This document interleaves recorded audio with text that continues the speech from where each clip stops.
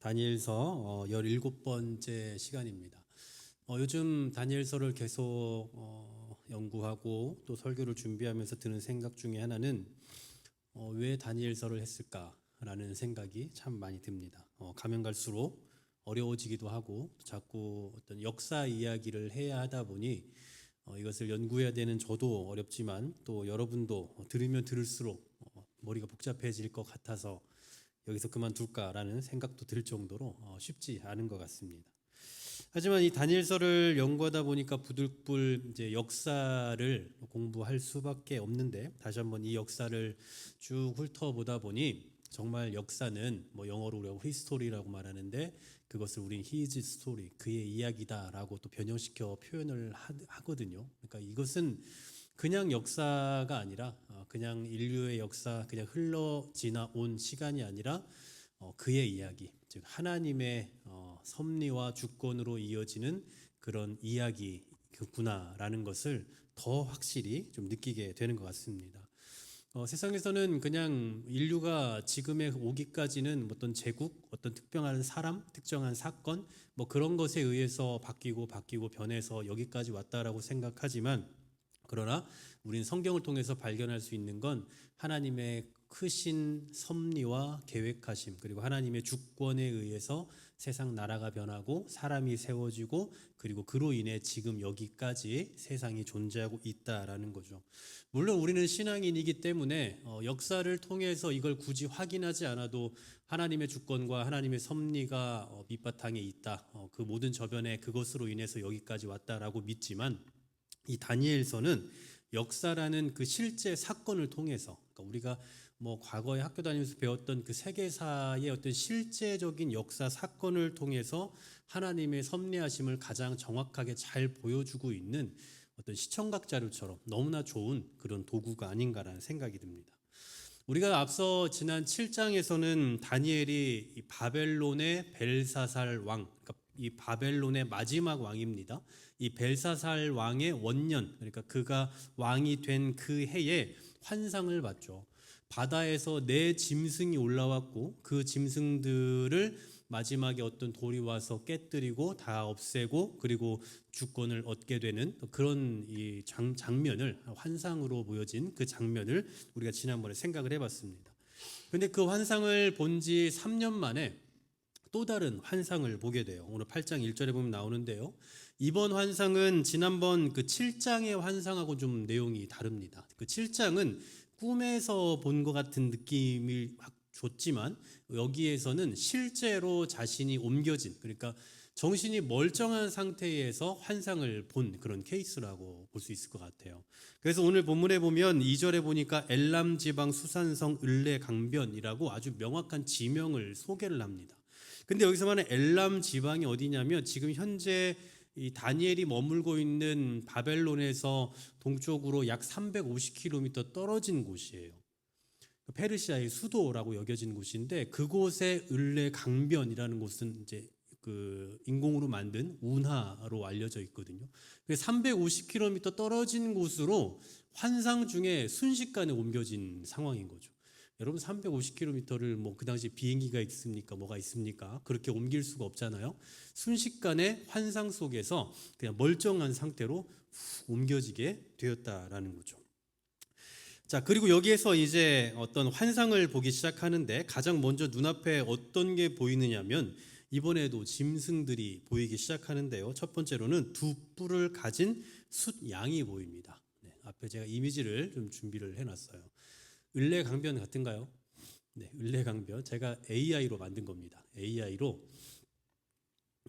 제가 이 말씀을 잘 정리를 해서 이런 이미지를 만들어 달라고 했는데 저렇게 나왔어요. 어쨌든 얼추 비슷합니다. 인터넷에 떠돌아다니는 많은 그 이미지들하고 조금 얼추 비슷한데, 조금 더 현실감 있게 좀 그려달라고 했더니 저렇게 나왔어요. 어쨌든 저렇게 생겼어요. 두 뿔을 가진 양인데, 잘 보이실지 모르겠지만 한쪽 뿔이 다른 한쪽보다 더 깁니다. 뿔이 두 개가 아주 길게 있는데 한쪽이 더 길어요. 게다가 4절 말씀에 보면 이 순양이 엄청 강하고 큰 힘을 갖고 있대요.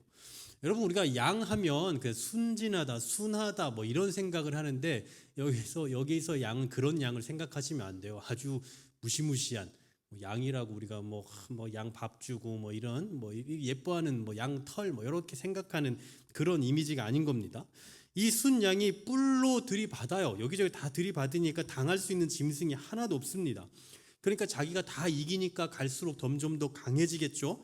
이 강한 힘으로 서쪽과 북쪽과 남쪽을 향해 서 있다고 말해요. 이 말은 곧 지금 얘가 동쪽에 서 있다라는 거겠죠. 동쪽에서 그쪽들을 향해서 있는 나라들을 다 완전히 제압을 하고 있는 겁니다. 이 장면을 보고 있는 다니엘이 야 도대체 이거 뭐냐, 뭐 이런 독재자 같은 이런 짐승이 있나, 이런 생각을 하고 있어요.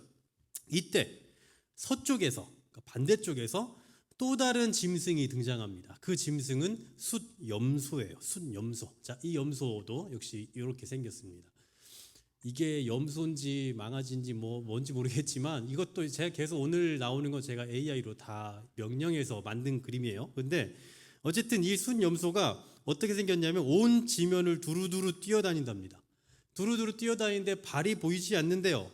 발이 보이지 않을 정도로, 발이 땅에 닿지 않을 정도로 엄청나게 정말 빠르게 돌아다니고 있는 상황인 거예요. 근데 이 염소를 잘 보니까 염소가 뿔이 2개가 있어야 되는데 뿔이 하나밖에 없어요. 두 눈 사이 인중에 뿔이 하나가 나와 있습니다. 그리고 아주 눈에 띄는 아주 특이한 뿔이라고 그렇게 말하고 있죠. 굉장히 특이한 모습이에요. 염소가 발이 땅에 닿지 않을 정도로 다니는 것도 너무나 이상한데 염소가 이 뿔이 하나라는 것도 아주 특이하게 혐오스럽게 생긴 그 뿔이 있다라는 것도 굉장히 공포스러운 그런 모습이에요. 자, 이제 이쯤이면 우리가 이제 그 궁금증을 하나 갖죠. 사람들은 하여튼 강한 것들이 있다고 하면은 이 2개를 꼭 붙여보고 싶어 하거든요. 싸움을 꼭 붙여보고 싶어요. 앞에 나왔던 그 강하게 생긴 양과 온 지면을 다 훑으며 다 정복하고 다니던 그 양과 지금 나타난 이 뿔 하나 가진 아주 혐오스럽고 공포스러운 이 염소가 둘이 붙으면 누가 이길까? 뭐 이런 걸 또 고민하지 않겠어요? 하여튼 사람들은 다 그런 걸 좋아합니다. 네, 벌써 보여주셨네요. 아직 안 나와야 되는데. 자, 어쨌든 붙었어요. 근데 우리 기대대로 붙었습니다. 붙었는데 어떻게 됐습니까? 오늘 6절에 보니까 이 인중에 뿔이 있는 이 2번째 나온 순염소가 순양을 향해 달려가는데 분노한 힘으로 달려갔대요. 그러니까 가뜩이나 빠른데 화가 나서 분노해서 달리니까 얼마나 빠르게 가겠습니까? 굉장한 힘으로 달려갔겠죠? 그 결과가 7절 하반절에 나오죠. 그것이 순양을 땅에 엎드러뜨리고 짓밟았으나 순양을 그 손에서 벗어나게 할 자가 없었더라. 한 방에 끝낸 겁니다. 네, 이 둘이 붙으면 누가 이길까? 서로 아주 박빙이겠는데 라고 생각했는데 이 2번째 나온 염소가 아주 그냥 한 방에 단번에 그냥 끝내버렸어요. 자, 이게 과연 뭘 의미하는 걸까요? 숫양과 순염소가 나오더니 이 자체로도 공포스러운데 둘이 붙어가지고 순염소가 그냥 이겼다 이거죠. 자, 이게 도대체 뭘 의미하는 건가? 이 환상을 통해서 보이고자 하시는 게 뭔가를 생각해 봐야겠죠. 다니엘이 본 환상은 그냥 쓸데없는 그런 환상들이 아니에요. 제가 오늘 아침에 막 일어나기 직전에 쓰나미가 이렇게 몰려오는 꿈을 꾸고 제가 팍 일어났거든요. 깜짝 놀랐어요. 쓰나미가 막 어디 제가 수련회를 갔는데 수련회 가고 통창으로 다 보이는데 꽤 높은 건물에 있는데 저기 쓰나미가 밀려들어오는 사람들이 막 다 빠지고 그 순간 제가 갑자기 가족 걱정도 안 하고 교회 걱정이 돼가지고 우리 김은석 집사님한테 전화해야겠다 그래가지고 이러다가 갑자기 알람이 울려 딱 깼는데 너무 깨기 전에 꾸니까 너무 이렇게 생생하게 이렇게 생각이 나더라고요. 근데 저는 원래 꿈을 전혀 이렇게 연연하는 스타일이 아니어서 그냥 좀 그게 저의 하나의 기도의 제목이 돼서 정말 우리의 노력대로 되는 게 하나도 없구나 하는 생각에 또 그런 기도를 또 일어나서 바로 하게 됐는데 제가 꾸는 꿈은 그냥 다 그런 꿈이죠. 네, 소위 말하는 개꿈일 거고요. 여러분 꾸시는 꿈도 다 그런 꿈일 수 있는데 다니엘이 꾸는 꿈은 다니엘이 봤던 환상은 그렇게 그냥 짚고 넘어갈 일이 아닌 거죠. 이상한 것이 나왔어. 오늘 꿈 꿨는데 이상하게 나왔어. 오늘 이상한 걸 봤어. 이렇게 하고 지나갈 일이 아닙니다. 자, 이것들이 뭘 의미하는지를 생각해 봐야 되는데 먼저는 처음에 나온 숫양은 뭐냐? 메대와 바사를 가리켜요. 그러니까 역사적인 얘기입니다. 메대와 바사, 이 지금 두 나라를 말하는 건데 뿔이 두 개였잖아요. 두 개인데 하나가 좀 더 길었어요. 기억나시죠? 왜 두 개냐? 그리고 왜 메대와 바사냐? 실제로 메대와 바사가 연합군을 이뤘거든요. 역사에서 보면 둘이 연합군을 이뤘는데 결국은 이 이 나라 중에서 바사가 메대를 장악을 해요. 그러니까 둘이 연합을 했지만 결국은 바사, 우리가 알고 있는 페르시아라는 데 아시죠? 들어보셨잖아요. 페르시아가 이제 장악을 한단 말이에요. 그래서 이 두 뿔이 있는데 메대와 페르시아의 연합군을 의미하지만 그 중에서 조금 더 뿔이 긴 이것이 이제 페르시아를 의미한다라는 거예요. 그래서 얘가 지금 아까 그 동쪽에 서 있었잖아요. 서쪽과 북쪽과 남쪽을 향해 서 있었다고 했잖아요. 그러니까 이게 실제로 페르시아가 지금 동쪽에 있기 때문에 그렇다라는 거예요. 자, 두 번째로 염소가 나오는데 이 염소는 뭐냐면 페르시아를 정복했던 뭐 많이 들어보셨던 이 마케도니아 헬레니즘을 만든 헬레니즘이라고 하는 뭐 그것을 세운 알렉산더입니다. 알렉산더는 뭐 역사 속에서 아주 유명한 사람이 정복자로 잘 알려져 있는 사람이지만 이 사람의 알렉산더의 군대는 기동력이 굉장히 좋았어요. 그래서 너무나 빠르게 나라들을 정복해 갔던 걸로 유명하죠. 왜 숫염소가 발이 빨랐는지 이해가 좀 되실 겁니다. 아까 숫염소가 엄청 빠르다고 했잖아요. 마치 알렉산더를 보여주는 것과 같은 이미지다라는 거예요. 근데 이 알렉산더는요, 나라를 정말 빨리 정복을 했지만 한 번도 다스리지 못하고 죽었어요. 실제로 그가 33세에 죽었거든요. 그러니까 정말 열심히 정복을 했으면 그러면 다스려 봐야 될 거 아닙니까? 근데 정복만 하다가 그냥 죽어버렸다라는 거죠. 8절에 보면 그거에 대한 표현이 나와요. 스스로 심히 강대하여 가더니 강성할 때에 그 큰 뿔이 꺾이고라고 말씀하죠. 그러니까 33세면 얼마나 창창합니까? 이제 더 많은 나라를 정복해 갈 수 있는 그런 때 아니겠어요? 그런데 강성할 때에 그 뿔이 꺾였다고요. 매우 큰 힘을 갖고 있었지만 더 큰 힘을 발휘하기 전에 뿔이 꺾였다라는 거예요. 그런데 그 대신에 뭐가 나오느냐? 현저한 뿔 넷이 하늘 사방을 향하여 났다라고 말씀해요. 이것도 이미지를 준비해 놨습니다. 현저한 뿔이 하늘 사방을 향하여 났다. 근데 저렇게 아까는 뿔이 하나였는데 그 뿔이 네 개로 사방을 향해서 났어요. 이게 뭘 의미하냐면요. 알렉산더가 이 알렉산더 대왕이 많은 나라를 정복을 했잖아요. 그러면 이 나라를 정복했으면 후계자를 세워놓고 죽어야 되는데 후계자를 안 세워놨어요. 그러니까 그냥 죽어버렸습니다. 뭐 여러 가지 설이 있는데 어쨌든 후계자를 안 세우고 죽었는데 그 아래에 네 명의 장군이 있거든요. 뭐 이 장군의 이름까지는 우리가 알 필요가 없을 것 같고 이 네 명의 장군이 이제 나라를 찢어서 갔습니다. 뭐 크게는 세 개라고도 하는데 어쨌든 이 네 명이 그 나라를 다 찢어서 갖게 돼요. 그러니까 지금 아까 뿔이 지금 네 개라고 했잖아요. 그 큰 뿔이 꺾이고 현저한 뿔이 네 개가 하늘 사방을 향해서 났다고요. 이 넷이서 서로 엎치락 뒤치락 하는 겁니다. 세계사 속에서 보면요. 그런데 이제 오늘 주인공 같은 게 하나 더 등장을 해요. 9절에 보시면요. 자, 9절에 이렇게 말씀을 합니다. 그 중 한 뿔에서, 자, 네 뿔이 있잖아요. 네 뿔 중에 한 뿔에서 또 작은 뿔 하나가 나서 남쪽과 동쪽과 또 영화로운 땅을 향하여 심히 커지더니라고 말씀을 해요. 현저한 뿔 네 개가 있었잖아요. 그런데 그것 중에 하나가 굉장히 커졌대요. 그리고 어떻게 됩니까? 심히 커져서 남쪽과 동쪽과 영화로운 땅을 향하여 커졌다. 그러니까 뭐 그 곳곳을 향해서 굉장히 힘이 뻗쳤다 이런 의미겠죠. 이것도 이제 한번 사진 한번 보여주십시오. 네, 이런 이미지. 네, 좀 그렇사합니까? 네, 지구를 밟고 있어요. 지구를 밟고 있습니다. 저거 어떻게 할 수가 없어서 어쨌든 온 나라를 온 세계를 밟고 있는 어떤 그런 장면을 해달라 했더니 저렇게 저 모양으로 저꼴로 해놨어요.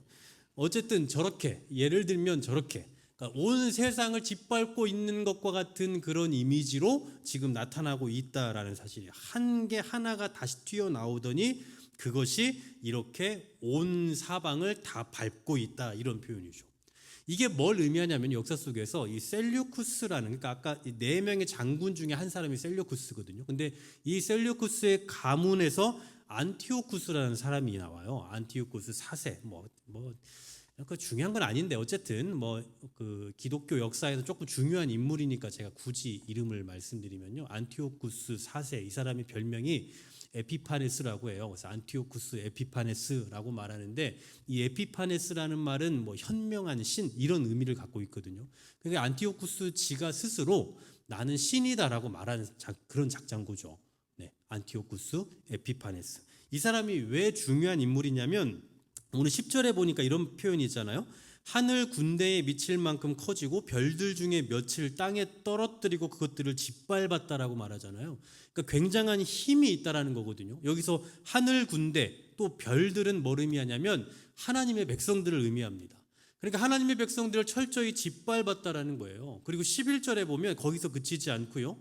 스스로 높아져서 군대의 주제를 대적했다. 자, 군대의 주제는 누굽니까? 하나님의 백성들의 주제는 누구예요? 여기서 말하는 주제, 네, 그 주인이 되시는 분은 하나님이잖아요. 바로 그 하나님을 향해서 대적하고 있다라는 거예요. 그러면서 구체적으로 어떤 행동을 하느냐면 제사를 없애버렸고 그의 성소를 헐었다라고 표현하죠. 제사를 없애버리고 그 성소를 헐었다. 자, 이게 실제로요. 실제 역사입니다. 이제 지금 방금 11절은 이렇게 말씀하고 있는데 실제 역사에 보면 이 안티오쿠스 에피파네스라는 사람이 어떻게 하냐면 나중에 예루살렘을 정복을 해요. 예루살렘을 정복을 해서 그 예루살렘의 그 유대인들에게 있어서 가장 중심적인 그 도시는 예루살렘 성전 아닙니까? 근데 그 성전에 들어가서 성전에서 제사를 드리지 못하게 막아요. 그리고 안식일도 지키지 못하게 합니다. 그리고 이제 그런 것을 하는 사람들을 어떻게 하냐면 사형을 내리고요. 그리고 할례 있잖아요. 유대인들의 그 언약의 표징이라고 할 수 있는 할례를 행하면 그 할례는 주로 난지 8일 만에 하니까 완전 신생아잖아요. 근데 그 할례를 이게 실제 역사 기록이에요. 할례를 받은 그 아이를 엄마가 업고 그러니까 목에다 메고 십자가 처형을 하고 그랬어요. 실제로 역사 속에 이제 이건 기록된 얘기입니다. 그러니까 아주 잔인한 사람이죠. 그리고 이 유대인들은 돼지고기를 먹지 않습니다. 돼지고기를 부정한 걸로 봐요. 근데 이 예루살렘 성전에 하나님이 계신다라고 믿는 그 예루살렘 성전을 그 제우스 신을 섬기는 곳으로 만들어 버리고 거기에다가 돼지를 갖다가 거기서 제단에 이 돼지를 올려서 막 드리고 그리고 돼지고기를 먹는 일들을 막 하게 하고 먹게 하고 그렇게 하지 않으면 죽이고 얼마나 심하게 학대하고 박해했는지 역사에 보면 아주 기가 막힌 장면들이 많아요. 말하기에도 참 언급하기 너무나도 좀 그 끔찍한 그런 일들을 너무나 많이 했다고 이렇게 역사가 기록하고 있거든요. 그러니까 이렇게 안티오쿠스라는 사람이 예루살렘을 특히 유대인들을 그렇게 박해를 합니다. 근데 그게 그리 오래 가지 않아요. 오늘 본문의 14절에 보면 이렇게 표현을 합니다. 2300 주야 후에는 성소가 정결하게 되리라. 그러니까 지금 방금 말씀드렸잖아요. 실제 역사에서 성소가 완전히 다 회파됐잖아요. 그런데 2300 주야 후에 성소가 청결하게 된다. 자, 2300일은 몇 년 몇 개월입니까? 계산해 보시면 네. 6년 4개월이에요. 6년 4개월. 그 계산 바로 안 되세요? 6년 4개월. 제가 지금 계산해 보니까 그런 게 아니고 미리 계산했어요. 6년 4개월. 실제로 역사 세계사에서 기록하고 있는 이 안티오쿠스가 예루살렘에서 이런 만행을 저지른 게 주전 171년에서 165년까지거든요. 6년이에요. 6년. 이 기간과 딱 맞아 떨어지는 거예요. 자, 이게 오늘 다니엘이 본 환상의 내용입니다. 어려우셨나요? 네, 그리 어렵지 않죠. 자, 중요한 게 뭐냐면, 자, 이게 뭐가 지금 무슨 얘기를 하고 있는 거냐면 쉽게 말하면 역사는 시간을 두고 가는 거잖아요. 여러분, 우리는 지금 우리가 사는 시대의 역사만 알지 앞으로 일어날 일을 누가 압니까? 아무도 모르잖아요. 역사라는 건 시간을 두고 그리고 나중에 뒤에 가서 평가하고 또 다시 그것을 또 돌이켜보고 이런 게 역사 아니겠어요? 그런데 오늘 지금 다니엘이 보고 있는 건 뭐냐면 다니엘은 지금 바벨론 시대에 살고 있거든요. 바벨론 시대. 이게 무슨 얘기냐면 지금 앞으로 나오게 될 메데 페르시아 시대 그리고 또 마케도니아 헬레니즘 시대 그리스 로마 시대 이런 거 아직 모르는 시대예요. 모르는 시대. 여러분 앞으로 500년 후에 무슨 시대가 올지 아십니까? 아세요 혹시? 모르죠. 근데 알다고 하면 이거 큰일 납니다. 알 수가 없죠. 500년에 무슨 일이 일어날지 우리가 어찌합니까? 그때 가서 어느 제국이 일어날지, 어느 나라가 뭐 굉장한 강성해질지 그걸 누가 알아요? 아무도 모르죠. 근데 지금 다니엘은 500년 뒤에 더 많게는 뭐 거의 1000년 뒤에 일어날 일들을 다 말하고 있는 거예요. 그러니까 지금 방금 제가 이 내용과 그리고 실제 역사를 지금 비교를 해서 말씀드렸지만 이미 일어난 역사를 다니엘이 말하고 있는 게 아니라 다니엘이 말한 역사를 나중에 해석해 보니 이렇더라라는 것을 말씀드리는 거죠. 그러니까 나중에 이게 딱 오버랩 시켜 보니까 그게 그 얘기였던 거예요. 실제로 제가 전에도 한번 언급드린 적이 있지만 이 알렉산더 대왕이 이렇게 그 재패를 하고 다니는 과정 속에서 예루살렘에 와서 그 율법 책을 이렇게 보는 과정에서 이 내용을 봤다라는 기록이 있어요. 뭐 이것이 사실인지 아닌지는 모르지만 제가 들은 바로 예전에 그런 얘기가 있더라고요. 여기서 말하는 순염소가 자기를 가리킨다라는 걸 알고 더 확신을 얻고 힘을 얻었다 이런 말도 있거든요.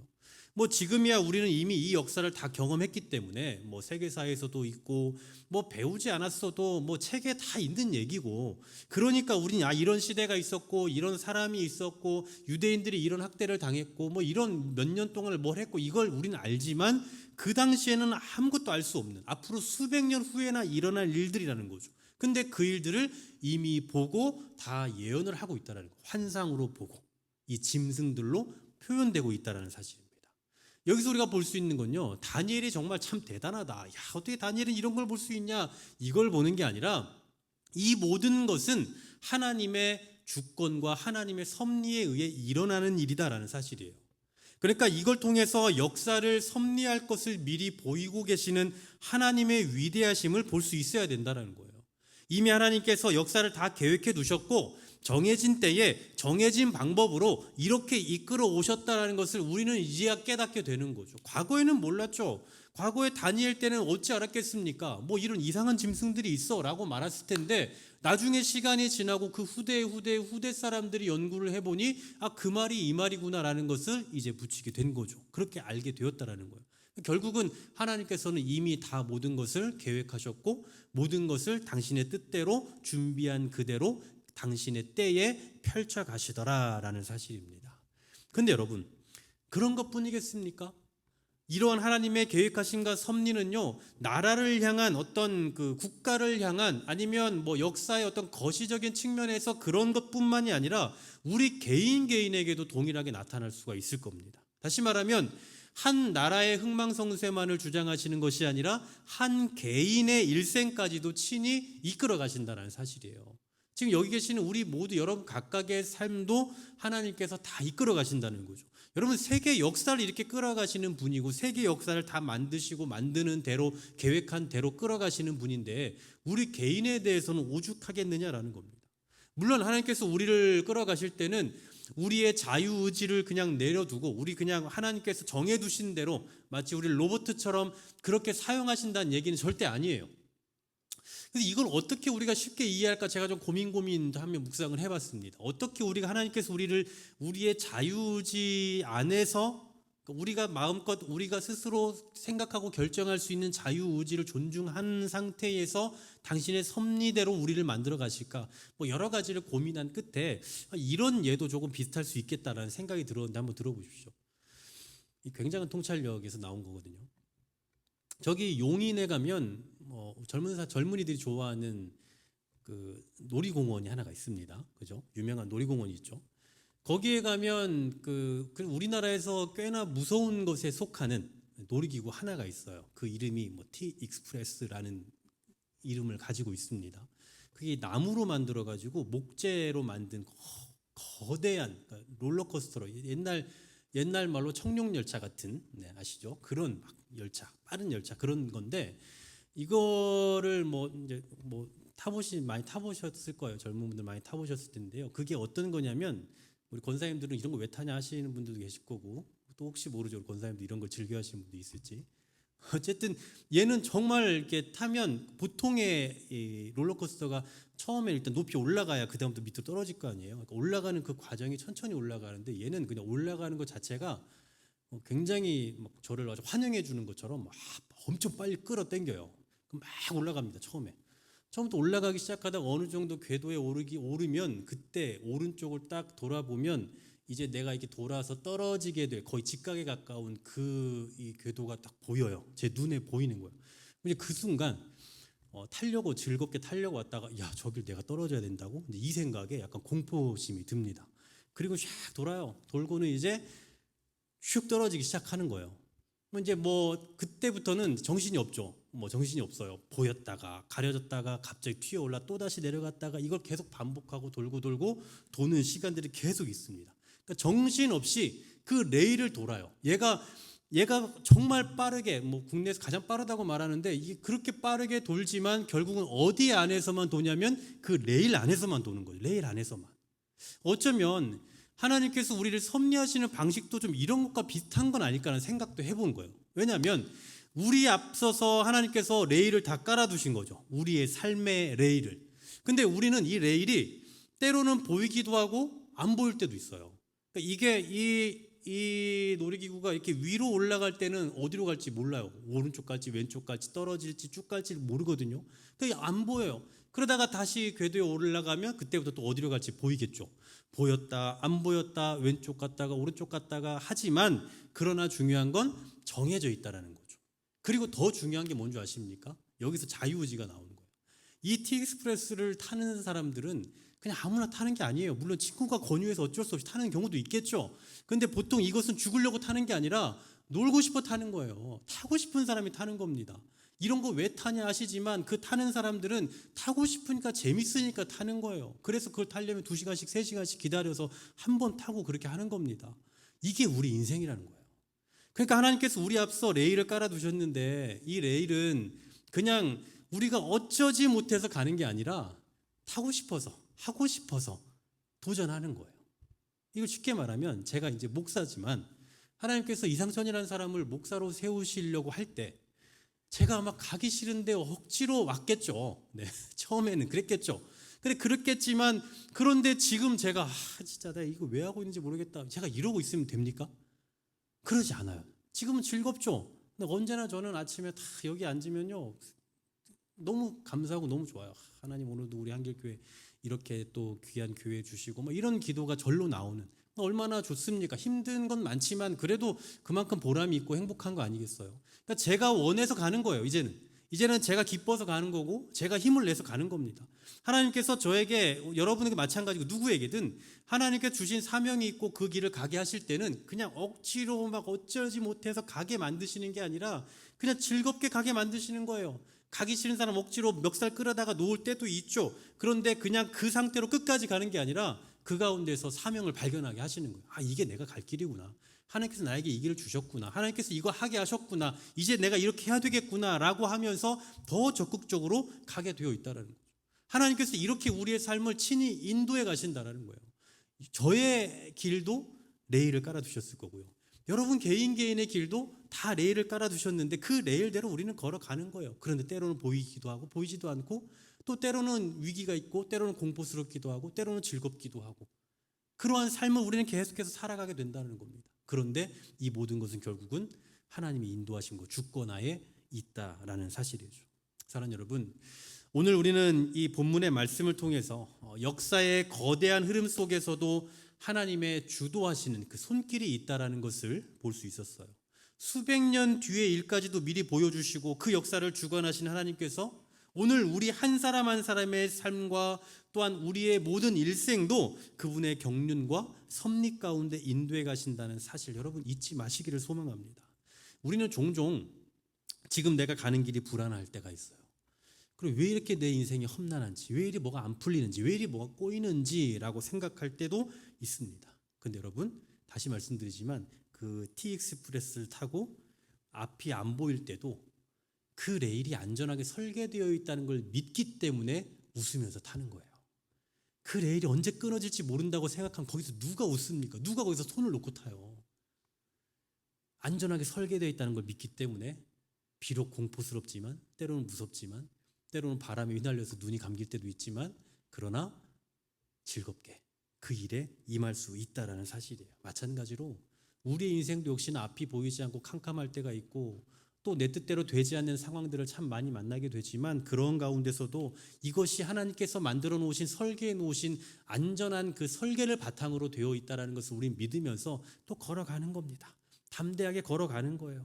안전하게 설계해 놓으신 그 레일리를 우리는 담대하게 걸어간다, 뛰어간다, 달려간다라는 사실입니다. 이 사실을 기억하시면서 우리의 인생을 가장 가치 있게 쓰시기 위해서 준비하고 계획하신 하나님을 믿으며 더욱 용기 있게 우리 앞에 있는 어두움과 위기를 또 극복해 나가고 또 그러한 상황들이 우리 앞에 있을지라도 믿음으로 근심 걱정하지 말고 계속해서 승리하는 삶을 살아가는 저와 여러분 될 수 있기를 주님의 이름으로 간절히 소망합니다.